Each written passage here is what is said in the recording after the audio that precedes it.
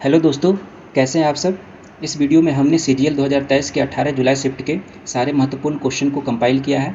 जो एस्पिरेंट आगे की तैयारी कर रहे हैं उनके लिए ये काफ़ी फ़ायदेमंद होने वाला है। तो चलिए शुरू करते हैं। सबसे पहला सवाल दिया हुआ है कि 20 प्रेक्षणों का माध्य 50 है।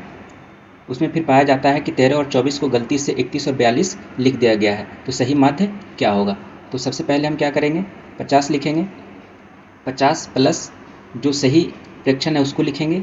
13 प्लस 24, उसमें से हम गलत प्रेक्षण को घटाएंगे तो हमारे पास आ जाएगा 31 प्लस 42 डिवाइडेड बाय जो टोटल प्रेक्षण है उसको लिखेंगे 20।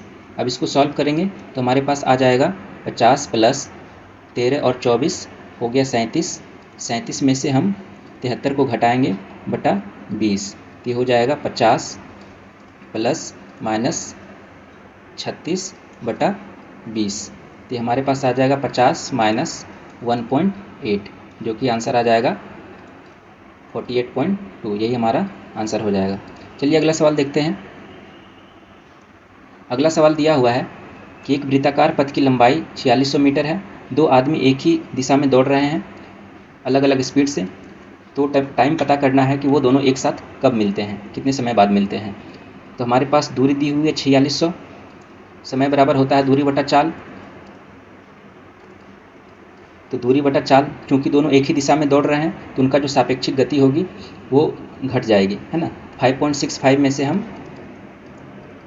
4.5 घटाएंगे तो हमारे पास आ जाएगा 4600 बटा 1.15। ठीक है, इसको हम सॉल्व करेंगे। 4600 दो शून्य ऊपर ले जाएंगे, डिवाइडेड बाय 115 करेंगे, ये कट जाएगा 23 दूनी 46, 23 पछे 115, ये कट जाएगा 20 पंचे 100, तो ये हमारे पास आ जाएगा 4000 सेकेंड। 4000 सेकेंड में वो दोनों एक दूसरे से मिल लेंगे। सवाल दिया हुआ है कि x माइनस 1 बटा एक्स बराबर -6 है, तो x 5 माइनस 1 बटा एक्स टू द पावर 5 का मान हमको पता लगाना है। तो ऐसे सवालों को हल करने के लिए पहले हम इस आइडेंटिटी को तोड़ेंगे। तो x to the power 5 minus 1 बटा एक्स टू द पावर 5 को हम तोड़ेंगे तो हमारे पास आएगा एक्स स्क्वायर प्लस 1 बटा x square into x cube minus 1 बटा x cube minus x minus 1 बटा एक्स। ठीक है, तो अगर x माइनस 1 बटा एक्स बराबर k है तो एक्स स्क्वायर प्लस 1 बटा एक्स स्क्वायर का मान जो होता है वो होता है k स्क्वायर प्लस 2। उसी तरीके से एक्स क्यू माइनस 1 बटा एक्स क्यू का मान जो होगा वो हो जाएगा k क्यू प्लस 3 इंटू के। ठीक है, इसी आइडेंटिटी का हम यूज करके हम इसको सॉल्व करेंगे। तो सबसे पहले एक्स स्क्वायर प्लस 1 बटा एक्स स्क्वायर का मान निकालेंगे तो कितना आ जाएगा, -6 का स्क्वायर प्लस 2, ये बन जाएगा 38, और यहाँ पे कितना आ जाएगा -6 का क्यूब प्लस 3 इंटू -6, तो -216 -18 -234। अब ये दोनों को आपस में गुना कर देंगे, 38 गुना -234 फिर माइनस ये हो जाएगा -6। तो इसको हम सॉल्व करेंगे तो हमारे पास आंसर आ जाएगा 8886। 8886 माइनस में हमारा आंसर हो जाएगा। चलिए अगला सवाल देखते हैं। दिया हुआ है कि सेक x प्लस 10x बराबर 5 है, तो हमको 10x का मान पता करना है। तो हम एक फॉर्मूला जानते हैं, sec square minus 10 square x बराबर 1 होता है। ठीक है, इसको हम a square minus b square पे तोड़ेंगे, ये बन जाएगा sec x minus 10x into sec x plus 10x बराबर 1। इसका मान हमको 5 दिया हुआ है, तो सेक x माइनस 10x का मान कितना हो जाएगा 1/5, और सेक x प्लस 10x का मान दिया हुआ है 5। अभी दोनों को एक दूसरे से घटा देंगे। ठीक है, तो ये कैंसिल हो जाएगा, इधर बन जाएगा -2 10x बराबर 1/5 माइनस 5। तो 10x के लिए हम इसको सॉल्व करेंगे तो कितना बनेगा,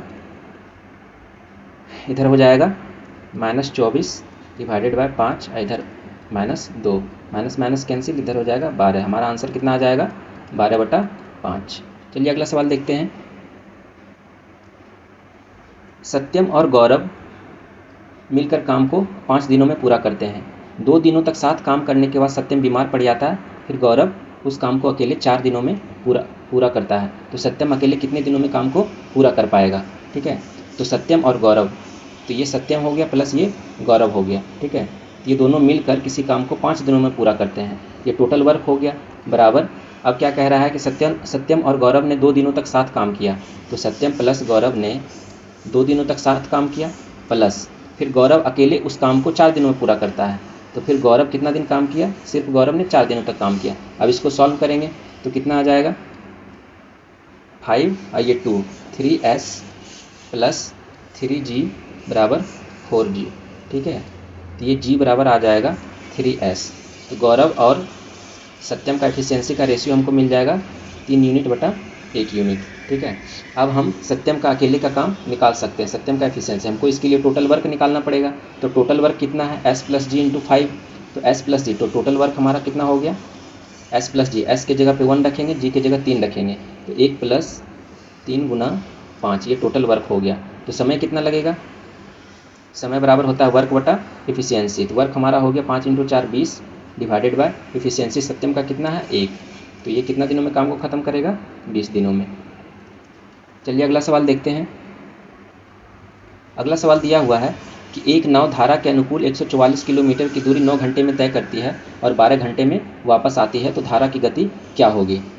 तो अनुकूल मतलब हो गया कि नदी की धारा और नाव दोनों एक ही दिशा में जा रहे हैं। तो अगर दोनों एक ही दिशा में जाएंगे तो उनका जो रिलेटिव स्पीड होगा वो जुड़ जाएगा। ये नाव की चाल है, ये धारा की चाल है। तो चाल बराबर क्या होता है, दूरी बटा समय। तो 144 बटा समय कितना है 9, तो 16 44, ये आ जाएगा 16। अगर धारा के प्रतिकूल जाते हैं, क्योंकि वो वापस आ रहे हैं, तब धारा के प्रतिकूल जाएगा। धारा के प्रतिकूल जाएगा तो चाल बराबर दूरी बटा समय। दूरी तो सेम है, तो 144 बटा 12, ये हमारे पास आ जाएगा 12 का स्क्वायर 12 आ जाएगा। अब ये दोनों को सॉल्व करेंगे, हमको निकालना है धारा की गति। तो धारा की गति निकालने के लिए हमको यहाँ पे माइनस करना पड़ेगा। तो 2y बराबर हो जाएगा 4। तो y बराबर कितना हो जाएगा 2 किलोमीटर पर आवर, ये हमारा आंसर हो जाएगा। चलिए अगला सवाल देखते हैं। अगला सवाल दिया हुआ है कि एक समद्विबाहु त्रिभुज की समान भुजा और असमान भुजा दोनों का अनुपात 3:5 है। यदि समद्विबाहु त्रिभुज का क्षेत्रफल 30√11 है, उसकी समान भुजा की लंबाई पता करना है। सबसे पहले हम एक त्रिभुज बनाएंगे। यहाँ पर ये समान भुजा है, ये समान भुजा है, ये 3 है, ये 3 है, और असमान भुजा है 5। तो समद्विबाहु त्रिभुज के शीर्ष से आधार पर हम एक लंब बनाएंगे, है ना, जो कि दोनों को बराबर भाग में डिवाइड करता है। तो ये 5/2 हो जाएगा।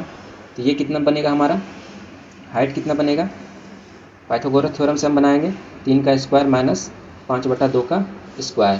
तो ये बन जाएगा 9 चौका 36 माइनस 25 √11/2। अब यहाँ से दिया हुआ है कि समद्विबाहु त्रिभुज का क्षेत्रफल 30√11 है। तो समद्विबाहु त्रिभुज का क्षेत्रफल क्या हो जाएगा, हाफ गुना आधार। आधार कितना है 5 और ऊंचाई कितना है √11/2। ये प्रश्न के हिसाब से किसके इक्विवेलेंट है, 30√11 के। तो √11 कैंसिल हो जाएगा, इधर 5 चौका 30 बनेगा, है ना। तो 1 यूनिट स्क्वायर, क्योंकि ये क्षेत्रफल है, तो 1 यूनिट स्क्वायर बराबर आ जाएगा 24। तो 1 यूनिट बराबर कितना हो जाएगा 24 का रूट। तो 24 का रूट मतलब 2√6, ठीक है। तो हमको निकालना कितना है 3 यूनिट का मान। तो 3 यूनिट बराबर कितना हो जाएगा 3 दूनी 6√6, यही हमारा आंसर हो जाएगा। चलिए अगला सवाल देखते हैं। अगला सवाल दिया हुआ है कि ए, बी और सी किसी कार्य का एक भाग क्रमशः 8 दिन, 4 दिन और 16 दिन में कर सकते हैं। वे काम पूरा होने तक बारी बारी से काम करते हैं। पहले दिन बी शुरू करता है, फिर सी, फिर ए, इसी तरीके से ये सीरीज चलता है। तो काम पूरा होने में कितने दिन लगेंगे। तो यहाँ पर हम पहले लिख लेंगे कि ए कितने दिन काम किया, 8 दिन काम किया। बी कितने दिन काम किया, 4 दिन काम किया, 4 दिन में वो काम को ख़त्म कर सकता है। और सी कितने दिन में काम को ख़त्म कर सकता है, 16 दिन में, ठीक है। तो ये तीनों का एलसीएम ले लेंगे। एलसीएम ये हो जाएगा हमारा टोटल वर्क, ठीक है। टोटल वर्क हम ले लेते हैं, ये तीनों का एलसीएम हम 16 ले लिए। तो एफिशिएंसी कितना हो जाएगा, ए का एफिशिएंसी 8 दूनी 16, बी का एफिशिएंसी 4 चौका 16 और 16 गुना 1, है ना, तो यह आ जाएगा 1। अब तीनों जो है बारी बारी से काम करते हैं। पहला दिन बी करता है, दूसरा दिन सी करता है और तीसरा दिन ए करता है। तो 3 दिन का काम कितना हो जाएगा, 3 डेज वर्क कितना हो जाएगा एक दिन में ये 2, ये 4, ये 1, तो टोटल 7 काम हो गया। ठीक है, तो ये 7 काम हो गया 3 दिन का काम। अब हमको 16 काम को पूरा करना है। इसको हम फिर रिपीट करेंगे, है ना। तो ये 3 दिन के बाद फिर से रिपीट होगा, है ना। तो इसको हम 16 के नज़दीक जाने के लिए इसको हम 2 से गुना करेंगे, तो इसको भी हमको 2 से गुना करना पड़ेगा। तो इधर हो गया 14, इधर हो गया 6 दिन। अब 6 दिन के बाद फिर पहला दिन काम कौन करता है, बी करता है। तो बी काम करेगा 4 काम एक दिन में, और हमको चाहिए कितना, 2 ही काम शेष बच रहा है। तो हमारे पास कितना आंसर हो जाएगा, 6 दिन प्लस कितना काम बचा, 2 काम बच रहा है, डिवाइडेड बाय बी कितना एफिशिएंसी से काम करेगा, 4 एफिशिएंसी से काम करेगा। ठीक है, तो ये हो जाएगा 6.5 दिन, यही हमारा आंसर हो जाएगा। चलिए अगला सवाल देखते हैं। अगला सवाल दिया हुआ है कि 35% और 30% और 5% की 2 क्रमिक छूट के बीच का अंतर हमको निकालना है। तो बीच का अंतर कितना होगा, ये 35% है। अब ये दोनों का इफेक्टिव डिस्काउंट कितना मिलेगा, 30 प्लस 5 माइनस 30 गुना 5/100। ठीक है, इतना परसेंट। ठीक है, ये दोनों के बीच में अंतर कितना, ये 35 है, ये 35 है, तो अंतर कितना है, 150/100% का अंतर है। ठीक है, तो इस 3600 का हमको 150% निकालना है। तो 3600 गुना 150/100 गुना 100, ये 2 शून्य 2 शून्य कट जाएगा, 1 शून्य कट जाएगा, 5 3 15, 5 दूनी 6, ये 18 बार में, तो हमारे पास आ जाएगा 54। ठीक है, तो इसका आंसर हो जाएगा 54 रुपये। चलिए अगला सवाल देखते हैं। अगला सवाल दिया हुआ है कि ए एक काम को 10 दिनों में करता है, बी उसी काम को 20 दिनों में करता है। ए और बी कुछ समय तक एक साथ काम करते हैं, फिर ए काम छोड़ देता है और शेष काम बी द्वारा 16 दिनों में पूरा किया जाता है। तो पूछ रहा है कि उन्होंने कितने दिन एक साथ काम किया। तो सबसे पहले हम देखेंगे कि ए एक काम को 10 दिनों में कर सकता है,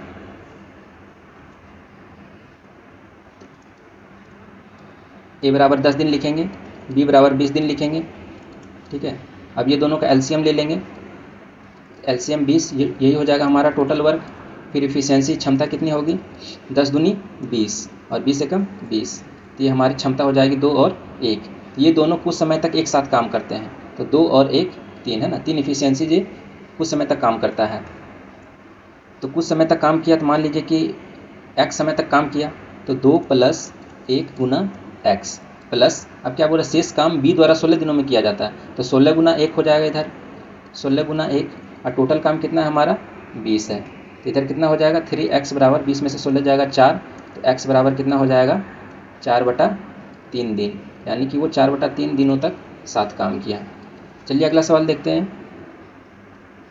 अगला सवाल दिया हुआ है कि एक वस्तु को 2400 रुपये में बेचने पर होने वाली हानि उसे 4000 रुपये में बेचने पर होने वाले लाभ के बराबर है। यदि वस्तु को 20% लाभ पर बेचा जाता है तो विक्रय मूल्य क्या होगा। तो सबसे बोल रहा है कि 2400 रुपये में होने वाली हानि, तो मान लीजिए कि CP जो है वो x है, तो हानि कितना हो जाएगा x माइनस 2400। अगर 4000 में बेच रहे हैं तो लाभ कितना हो जाएगा 4000 minus x, SP minus CP, ये दोनों बराबर है।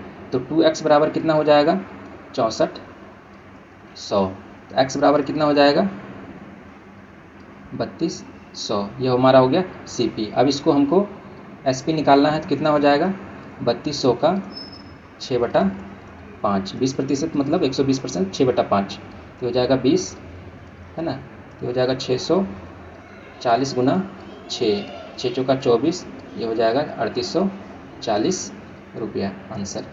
चलिए अगला सवाल देखते हैं।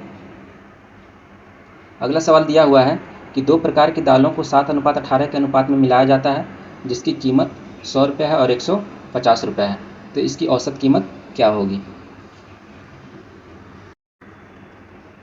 तो औसत कीमत हो जाएगा,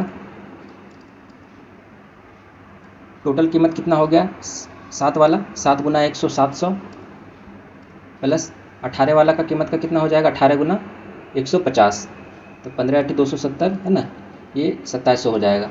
2700 बटा, अब टोटल कितना है 18 7 25, तो ये हमारा हो जाएगा 3400 डिवाइडेड बाय 25, 25 चौका 100, तो हमारे पास कितना आ जाएगा 136, तो यही हमारा औसत कीमत हो जाएगा। ठीक है, अगला सवाल देखते हैं। अगला सवाल बहुत बार एग्जाम में पूछ चुका है ये। तो इसके लिए एक फार्मूला होता है, वो फार्मूला हम लिख लेते हैं। न्यू फार्मूला, इसको रट लीजिए, काफ़ी फ़ायदेमंद होगा। तो A cube plus B cube plus C cube minus 3ABC बराबर जो होता है वो होता है half into A plus B plus C into 3 into A square plus B square plus C square minus A plus B plus C का square. इस पर हम आसानी से इसको सॉल्व कर सकते हैं, विद इन सेकेंड इसको हम सॉल्व कर सकते हैं। Half into A plus B plus C का मान 4 दिया हुआ है और 3 into A square plus B square plus C square का मान 20 दिया हुआ है, minus A plus B plus C का स्क्वायर कितना है, 4 का स्क्वायर। ठीक है, तो ये आ जाएगा 2 इंटू 60 में से 16 जाएगा तो कितना बचेगा, 44। तो ये बन जाएगा मेरे पास 88। यही हमारा आंसर हो जाएगा।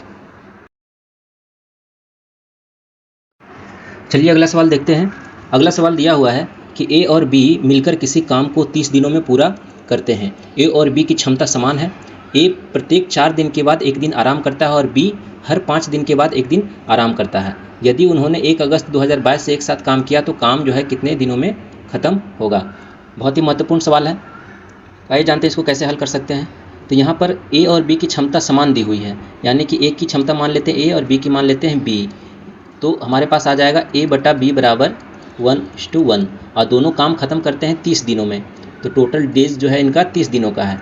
तो टोटल वर्क कितना हो जाएगा, टोटल वर्क हो जाएगा, है ना, 30 × 2, ये हो जाएगा 60, यानी कि इनको 60 काम को ख़त्म करना है, हमने माना। ठीक है, अब दिया हुआ है कि ए जो है 4 दिन के बाद 1 दिन आराम करता है, तो यानी कि ए का जो है 5 दिन का काम होगा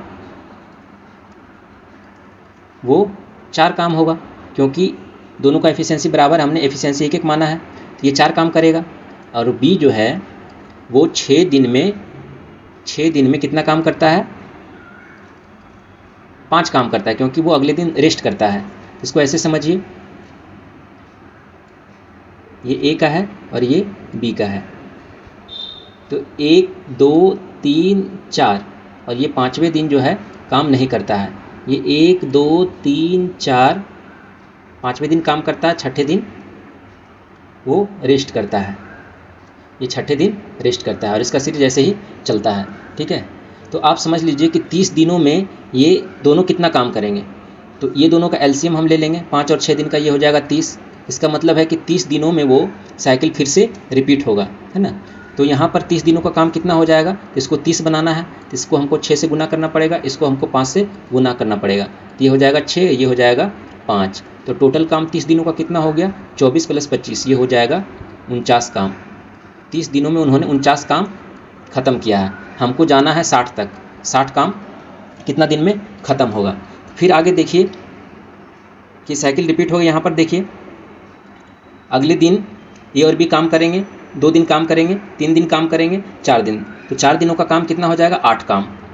तो ए प्लस बी का 4 दिनों का काम हो जाएगा, क्योंकि 4 दिन वो साथ साथ काम करेंगे, तो 8 काम। तो इसमें प्लस 4 दिन में 4 दिन का काम इधर हो जाएगा 8 काम। हमारे पास और कितना बचा, 57 काम कंप्लीट हो गया। ठीक है, अब हमारे पास 3 काम और चाहिए। फिर अगले दिन ये काम करेगा, ये रेस्ट करेगा, फिर अगले दिन ये काम करेगा, बी रेस्ट करेगा, है ना। फिर अगले दिन ए काम करेगा और बी दोनों काम करेगा। ठीक है, तो इन 2 दिनों में कितना हो जाएगा, इन 2 दिनों में सिर्फ 2 काम होगा, क्योंकि दोनों एक दिन रेस्ट कर रहे हैं। तो ये टोटल काम हो गया 59। अब अगले दिन दोनों मिल के काम करेंगे, है ना, 2 एफिशिएंसी के साथ।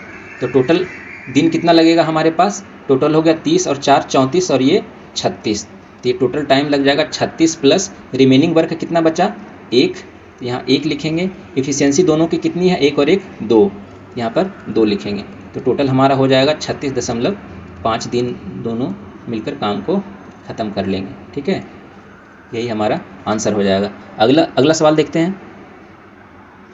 अगला सवाल दिया हुआ है कि 3 धावक ए, बी और सी 1500 मीटर की दौड़ में ए बी को 100 मीटर से हराता है, बी सी को 240 मीटर से हराता है। तो पूछ रहा है कि ए सी को कितने मीटर से हराएगा। तो तो पहले हम इसका रेशियो निकाल, इसको रेशियो मेथड से बनाएंगे, ए बी और सी लिख लेंगे। तो पहला दिया हुआ है कि ए अगर 1500 मीटर दौड़ता है तो बी को 100 मीटर से हराता है। इसका मतलब है कि बी उस टाइम 1400 मीटर ही दौड़ा होगा। फिर बोल रहा है कि अगर बी 1500 दौड़ता है तो सी 240 मीटर कम दौड़ता है। तो अगर बी 1500 दौड़ता है तो सी 240, मतलब 1500 में से 240 घटाएंगे तो हमारे पास आ जाएगा 1260 मीटर। अब इसको हम हल करेंगे, है ना। ये 15 14 हो गया और इधर हम हल करेंगे, इसको रेशियोस काटेंगे तो ये हो जाएगा 75 दूनी 150 और ये हो जाएगा 63 दूनी 126 और इधर हो जाएगा 3 से 25 तिया 75 और इधर हो जाएगा 3 से 21 तिया 63। तो हमारे पास रेशियो बन गया ए बी और सी का, ये 15 ये 14 और इधर हो गया 25 और इधर हो गया 21। तो इधर 14 लिखेंगे और इधर 25 लिखेंगे, इधर वाला टोटल रेशियो निकाल लेंगे। 25 पछे 15 पछे 75, 15 दूनी 30 और 7 37। फिर इसको गुना करेंगे, 25 चौका 100, 25 और 10 35 और इधर हो जाएगा 21 चौका 84 और 21 और 8 29, 294। ठीक है। तो ए जो है 1500 मीटर दौड़ता है फुल। ये 1500 का रेशियो कितना हो जाएगा, अगर इसको हम 4 से गुना करेंगे तो 4 1500 पहुंच जाएगा।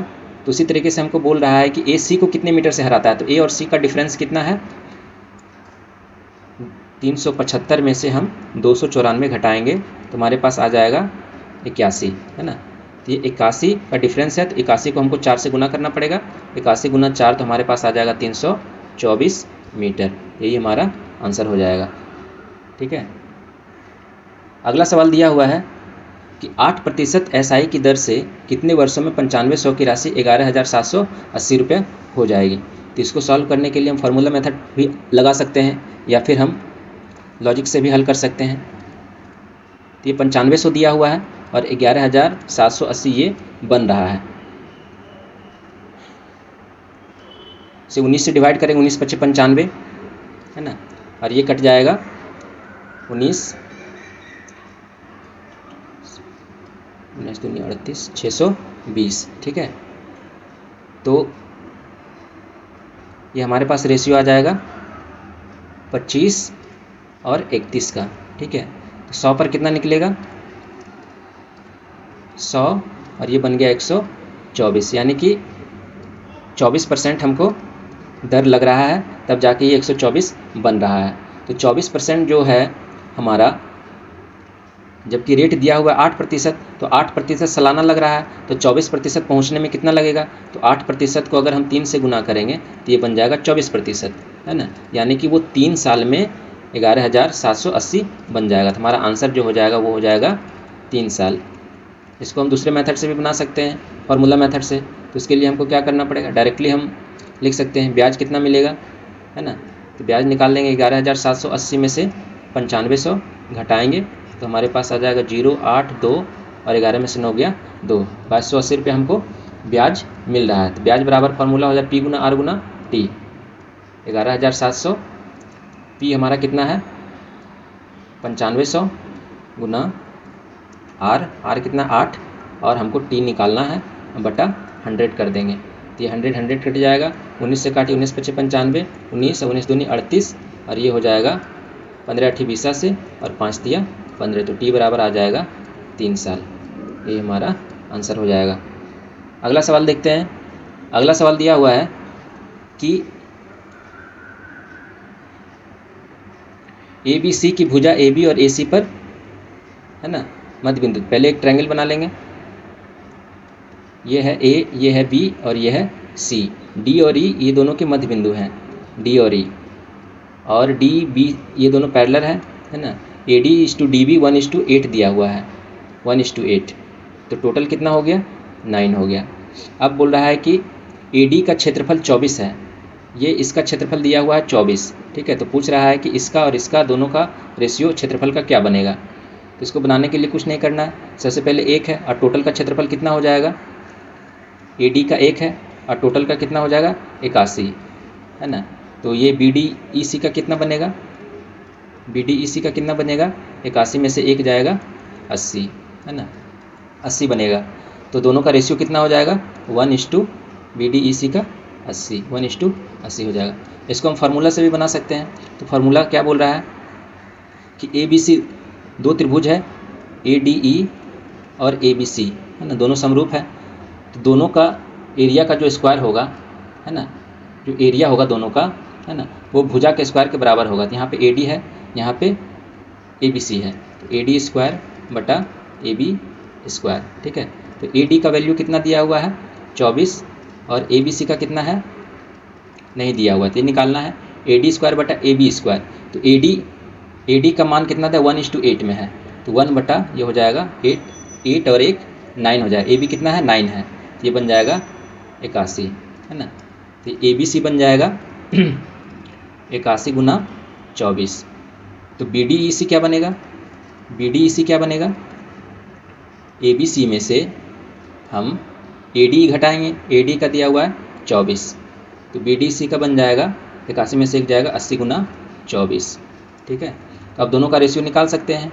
तो ADE बटा BDEC, तो AD का मान दिया हुआ है 24 और BDC का मान दिया हुआ 80 गुना 24, ये 24 कैंसिल हो जाएगा, तो ये बचेगा 1:80, यही हमारा आंसर हो जाएगा। चलिए अगला सवाल देखते हैं। अगला सवाल दिया हुआ है कि P से Q तक 60 किलोमीटर की दूरी साइकिल से 2 घंटे 48 मिनट में तय करता है। P से सड़क 36 किलोमीटर तक समतल सड़क है, फिर Q तक चढ़ाई है। तब स्तर पर मनुष्य का औसत जो है 30 किलोमीटर प्रति घंटा है, तो उसकी औसत चढ़ाई क्या होगी। तो सवाल दिया हुआ है P से Q तक, P से कुछ दूरी तक सड़क है और उसके बाद अप हिल है Q तक, ये दिया हुआ है टोटल 60 किलोमीटर है ना। P से सड़क समतल सड़क है 36 किलोमीटर तक, ये 36 किलोमीटर है और इसका जो है औसत दिया हुआ है 30 किलोमीटर प्रति घंटा। तो समतल तक जाने में इसको कितना समय लगेगा 36 बटा 30, समय बराबर दूरी बटा चाल, यानी कि ये हो जाएगा 1.2 आवर लगेगा। टोटल आवर यहाँ से यहाँ तक पहुँचने का कितना है 2 घंटे 48 मिनट, यानी कि 2 + 48 बटा 60, 6 × 8 = 48, है ना। तो ये 4 दूनी 8, ये 5 दूनी 10, 5 दूनी 10, 4 14 बटा 5, तो ये हो जाएगा 2.8 आवर, है ना। 2.8 आवर है हमारे पास, तो 1.2 आवर यहाँ से यहाँ तक लग गया आने में, तो बाकी बचा कितना 1.6, 1.6 आवर यहाँ से यहाँ तक पहुँचेगा, ठीक है। और इसका हम x किलोमीटर प्रति आवर स्पीड मान लेते हैं। तो टोटल डिस्टेंस कितना है 60 किलोमीटर, है ना। तो स्पीड कितना निकल जाएगा, x बराबर कितना निकल जाएगा, चाल बराबर दूरी बटा समय। 36 किलोमीटर यहाँ तय कर लिया, 60 में से 36 गया और डिवाइडेड बाय टाइम कितना है 1.6, तो हो जाएगा 24, 240 बटा 16। तो अगर हम इसको भाग देंगे तो हमारे पास आ जाएगा 15 किलोमीटर प्रति आवर, यही हमारा आंसर हो जाएगा। चलिए अगला सवाल देखते हैं। 2 वृत्तों की त्रिज्या दी हुई है 9 सेंटीमीटर और 7 सेंटीमीटर। अनुप्रस्थ उभयनिष्ठ स्पर्श रेखा की लंबाई 12 सेंटीमीटर दी हुई है, तो दोनों केंद्रों के बीच की दूरी हमको पता करना है क्या होगा। तो 2 वृत्त बना लेंगे, है ना। 2 वृत्त बना लिए, एक का रेडियस है, एक का रेडियस दिया हुआ है 9 सेंटीमीटर और एक का रेडियस दिया हुआ है 7 सेंटीमीटर, ठीक है। तो ये दोनों का बोल रहा है कि स्पर्श उभयनिष्ठ अनुप्रस्थ स्पर्श रेखा की लंबाई, दोनों केंद्रों के बीच की दूरी पूछ रहा है, दोनों की लंबाई दी हुई है 12 सेंटीमीटर। तो इसका हम फार्मूला से निकाल सकते हैं। दोनों केंद्रों के बीच की दूरी स्पर्श रेखा की लंबाई 12 स्क्वायर बराबर हो जाएगा, दोनों केंद्रों के बीच की दूरी d का स्क्वायर माइनस 9 + 7 16, 16 का स्क्वायर। तो d स्क्वायर बराबर कितना हो जाएगा 144 + 256, तो d बराबर कितना हो जाएगा 400 का रूट कितना हो जाएगा 20, यही मेरा आंसर हो जाएगा। चलिए अगला सवाल देखते हैं। एक आदमी ने 100 रुपये में 6 बोतलें खरीदी, यदि लाभ 20% है तो एक बोतल का विक्रय मूल्य क्या होगा। सबसे आसान सवाल है, दिया हुआ है CP दिया हुआ है 100 रुपये, तो SP कितना हो जाएगा 120, 6 बोतल का SP है तो एक बोतल का कितना निकल जाएगा 6 दूनी 12, आंसर 20। चलिए अगला सवाल दिया हुआ है, ए एक कार्य को 15 दिनों में पूरा कर सकता है। ए और बी पहले 2 दिन और अंतिम 2 दिन काम करते हैं और कार्य 20 दिन में समाप्त हो जाता है। यदि ए और बी एक साथ काम करें तो कार्य कितने दिनों में पूरा होगा? तो मान लेते हैं ए का एफिशिएंसी ए है और बी का बी है, तो टोटल वर्क कितना करेगा? तो टोटल वर्क कितना होगा? Efficiency into time. तो ए का और ये 15, ये टोटल वर्क है, ठीक है।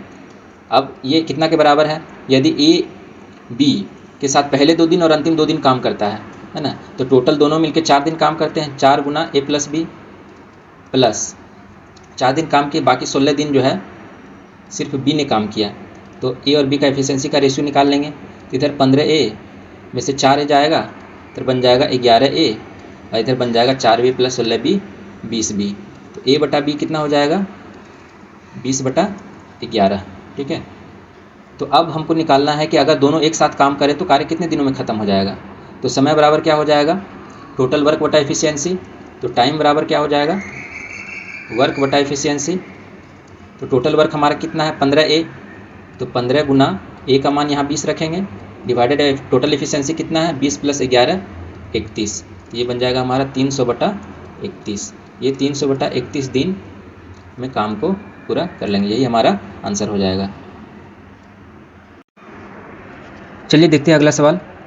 सवाल दिया हुआ है कि ए एक काम को 20 दिनों में कर सकता है, बी उसी काम को 15 दिनों में कर सकता है। यदि बी 9 दिनों के बाद काम को छोड़ देता है तो शेष कार्य ए कितने दिनों में पूरा करेगा। तो दिया हुआ है कि ए 20 दिनों में काम को कर सकता है और बी 15 दिनों में काम को कर सकता है।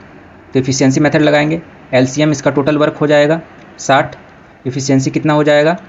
20 दिया 60 और 15 चौका 60। एफिशिएंसी हो जाएगा 3 और 4। यदि बी 9 दिनों के बाद काम को छोड़ता है तो बी 9 दिनों तक काम कितना करेगा? 36। टोटल बचा काम कितना? 60 में से 36 जाएगा, डिवाइडेड बाय शेष काम ये बचा। और ए कितना दिन में काम करेगा? 3 एफिशिएंसी से, यही हमारा टाइम हो जाएगा। तो कितना हो जाएगा? 60 में से 36 गया 24 बटा 3 मतलब 8 दिन। 8 दिन में वो काम को पूरा करेगा। चलिए अगला सवाल देखते हैं। अगला सवाल दिया हुआ है कि एक ठोस लंबवृत्तीय शंकु के आधार का व्यास 96 सेंटीमीटर है और इसकी ऊंचाई 20 सेंटीमीटर है। तो शंकु का वक्र पृष्ठीय क्षेत्रफल क्या होगा? तो सबसे पहले हम एक शंकु बना लेते हैं।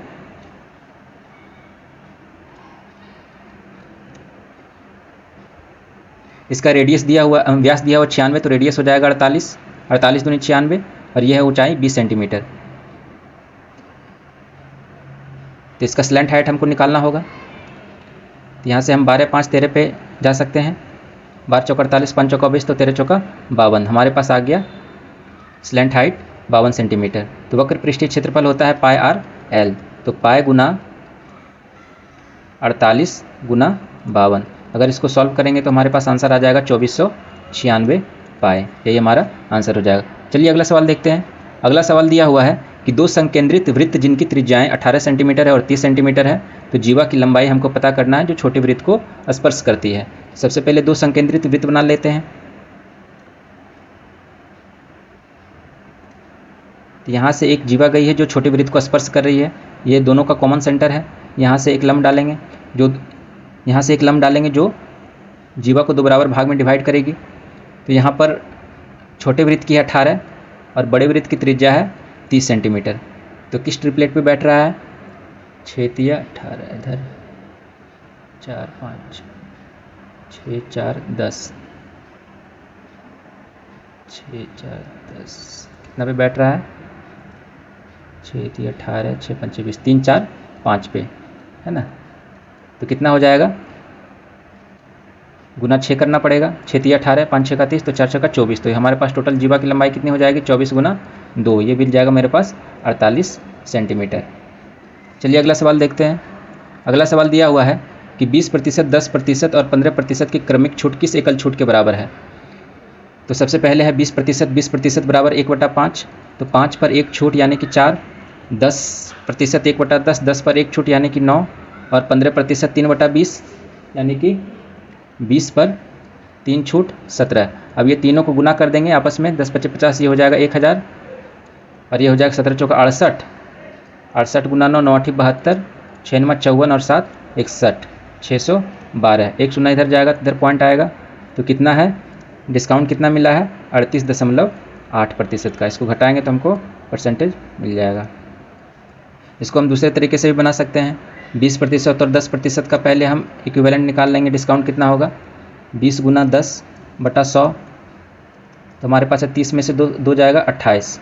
अब 28% प्लस 15% का इक्विवेलेंट करेंगे तो 28 + 15 माइनस 28 गुना 15/100, तो हमारे पास कितना आ जाएगा 43 माइनस 15 × 20 से, है ना, हाथ में बचा 12, 15 दूनी 30 और 12 42, 420/100 मतलब 4.2। इसको हम घटाएंगे तो 10 में से 2 गया 8 और 12 में से 4 गया 8, इधर 3, 38.8% हमारा आंसर हो जाएगा। चलिए अगला सवाल देखते हैं। दिया हुआ है कि which offer is better to customer, customer के लिए कौन सा ऑफर सबसे सही रहेगा। तो एक दिया 20% प्लस 20% की 2 क्रमिक छूट और 5 खरीदे 2 मुफ्त पाएँ, ठीक है। तो पहले हम इसका निकाल लेंगे, एकल छूट कितना होगा 20 + 20 माइनस 20 गुना 20/100 यानी कि 4, 40 में से 4 गया 36%, और इसका हो जाएगा 2 मुफ्त मिल रहा है कितने में 7 में, तो 1/7% बराबर होता है 14.28, 2% हो जाएगा 28.56%, ठीक है। तो दोनों में से आप पता कर सकते हैं कौन सा बेटर है, 36% वाला डिस्काउंट सबसे बेटर है। चलिए अगला सवाल देखते हैं। अगला सवाल दिया हुआ है कि चोर और पुलिस के बीच की दूरी 480 मीटर है। चोर 24 किलोमीटर प्रति घंटा की गति से दौड़ता है और पुलिस 34 किलोमीटर प्रति घंटा की गति से उसी दिशा में दौड़ती है। तो चोर को पकड़ने के लिए पुलिस द्वारा तय की गई दूरी क्या होगी। मान लीजिए ये पुलिस है यहाँ पर और यहाँ पर चोर है, दोनों के बीच का डिस्टेंस जो है वो 480 मीटर है। तो दोनों एक साथ, है ना, चोर को कहाँ पकड़ेगी, मान लीजिए कुछ डिस्टेंस पे पकड़ी, यहाँ पे पकड़ लिया, है ना। तो समय कितना लगेगा पुलिस का चोर को पकड़ने में, तो दोनों के बीच का जो डिस्टेंस है 480 डिवाइडेड बाय, दोनों एक ही दिशा में दौड़ रहे हैं तो स्पीड उसका रिलेटिव माइनस हो जाएगा, तो 34 में से 24 जाएगा तो 10 बचेगा, 10 किलोमीटर पर आवर। तो इसको हम मीटर पर सेकंड में 5/18 से गुना कर लेंगे। ये पुलिस का टाइम लग गया।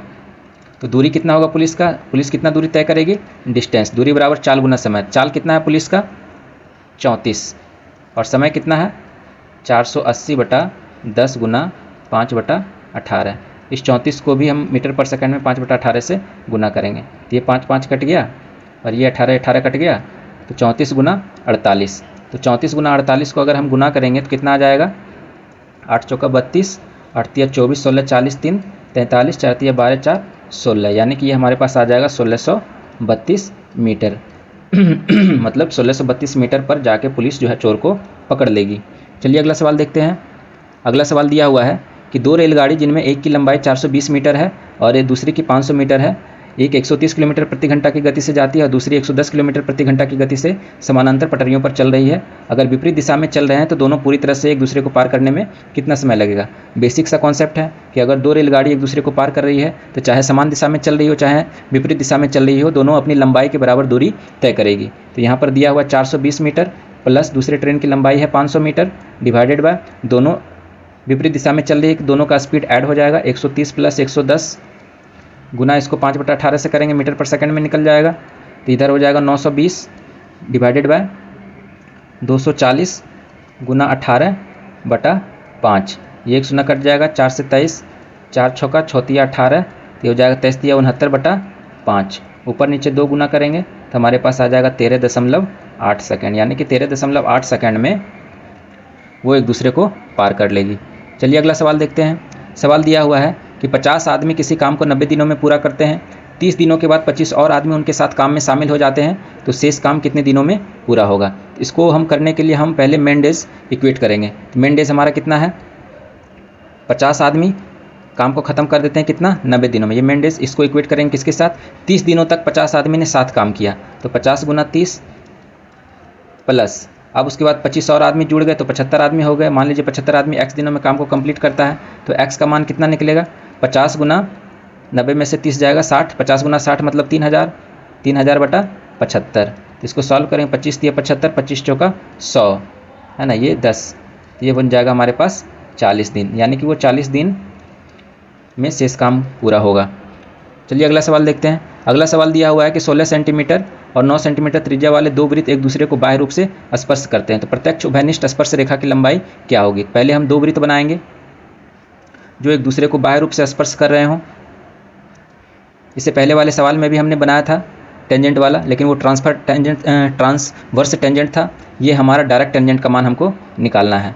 तो ये एक रेडियस दिया हुआ है, यहाँ एक रेडियस दिया हुआ है, एक की लंबाई 16 है, एक की लंबाई 9 है। तो इसका डायरेक्ट हम फार्मूला से टेंजेंट का मान निकाल सकते हैं। तो कितना डिस्टेंस हो जाएगा, रूट अंडर दोनों के बीच सेंटर का डिस्टेंस कितना, 16 9 25। तो 25 का स्क्वायर माइनस 16 में से 9 गया 7, 16 में से 9 गया 7 का स्क्वायर। तो ए स्क्वायर माइनस बी स्क्वायर कितना बनेगा, 25 + 7 32 गुना 25 - 7 18।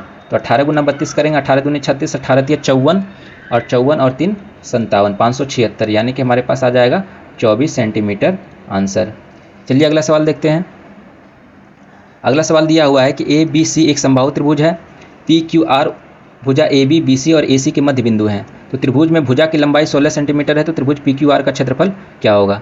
तो पहले दिया हुआ है एक समबाहु त्रिभुज बना लेंगे, ए बी और सी, और पी जो है ए बी की मध्य बिंदु है ना, तो यहाँ पे पी रखेंगे, बी सी क्यू और ईस्ट आर है। तो अगर किसी भी त्रिभुज में मध्य बिंदु को मिलाकर बनाया गया जो सेक्शन होता है ना, वो हमेशा उसका एरिया है ना 1/4